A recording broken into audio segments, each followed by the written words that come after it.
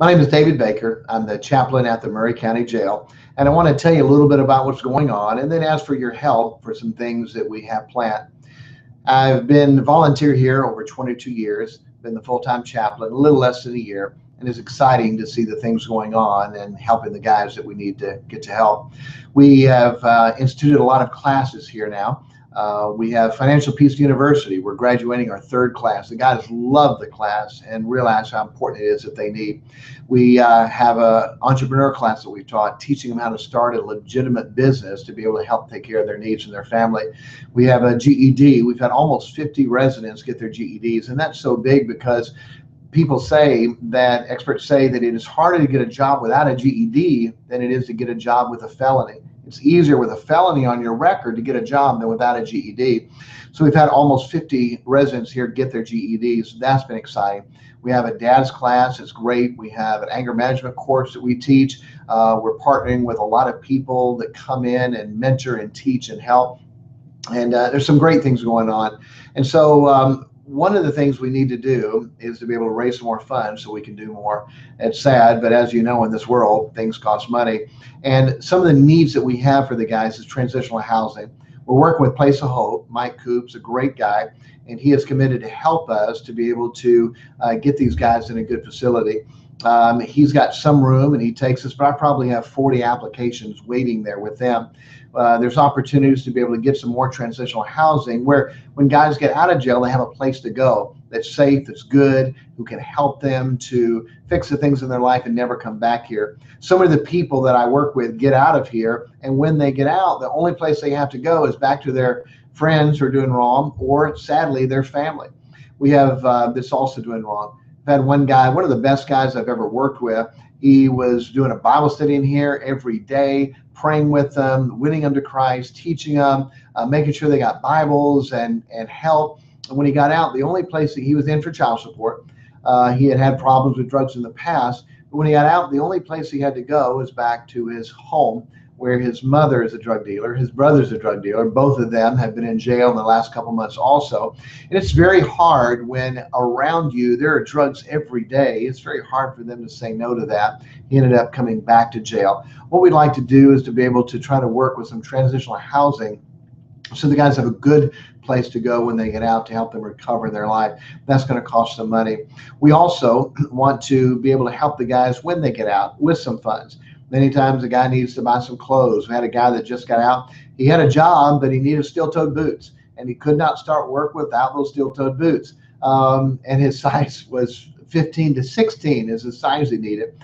So I'm driving around trying to find places that have boots. We're able to order some online. Those things cost money. And guys that get out, we don't give anybody just money, but they have legitimate needs that if we could help them with those things, we could help them not to come back. If the guy gets a job and works and pays his own bills, that's a lot better than going back to the street to make money or not having the money to pay his probation, his restitution, his court costs, and end up violating and coming back. The other thing we want to be able to help people with is the transitional housing. Number two, some financial needs that they have. Number three, some more staff. There are over 400 people in this jail right now, and they have so many needs. Just trying to organize the mentors, the services, the classes, doing some counseling, teaching, helping them with work release, and there's so many things that go on. The sad thing for me is someone will come in for a day or two and they'll end up getting out, and I'm never able to touch them, never able to meet with them and to touch their life and make a difference. And boy, if we had an assistant that their job was, that's what they do. When a new person comes in, we see it, we know, they meet with them, they help them, get them a Bible, get them started. A lot of people that are in short term, we could help them never come back if we gave them the right tools. So many times when they come back the second time, that recidivism rate just keeps on going and going and going. Most of you know I had to be in jail one time, 28 years ago. One time was enough for me. Only one night. I was running from God. I didn't want to preach, and God encouraged me strongly to change some things in my life and do that. But if we can help them just for that one time to never come back, what a difference we can make in their life. So we have a two-pronged thing that's coming up on March 18th. We'd love to have you be a part of it. One is we want to recognize and have a recognition dinner for all the people who mentor, who teach, who preach. And so if you're one of those people who regular basis, maybe years ago or now, comes in and you mentor or you preach, you teach, you do something here, would you email me? And the email address will be on this email. Email me and let me know how many years total that you have. We want to recognize you and honor you and let you know how much we appreciate the work that you do in being a part of this ministry. The other thing we'd like to have is your help on fundraising.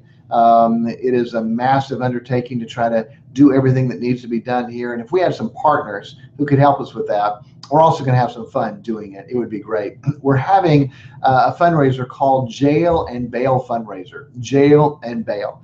I think the March of Dimes used to do this years ago, where they would go pick them up and bring them to jail, and they would set them a bail, and they'd have to raise that money before they would get out.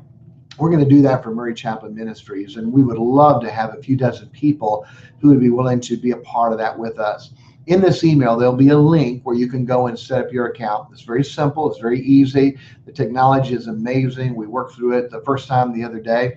And you can set up your own fundraising account to help fundraise for Murray Chaplain Ministries. And so basically the way it works is we give you a bond, okay? We, quote, arrest you.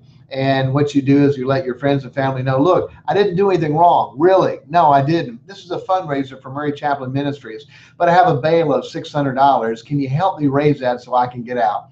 And so then people will commit and pledge, sure, I'll help you with $50. I'll help you with $100. And you raise that bail. And that money gets to go to Murray Chaplain Ministries for the needs that we have and helping the people that we're trying to help. If you have a hard time making your bail, maybe the fundraising isn't coming in well, we can lower your bail so it's not too hard for you. If you raise your money very quickly and say, hey, I think I could raise more, then we will be glad to give you a new charge and another bail that you have to make.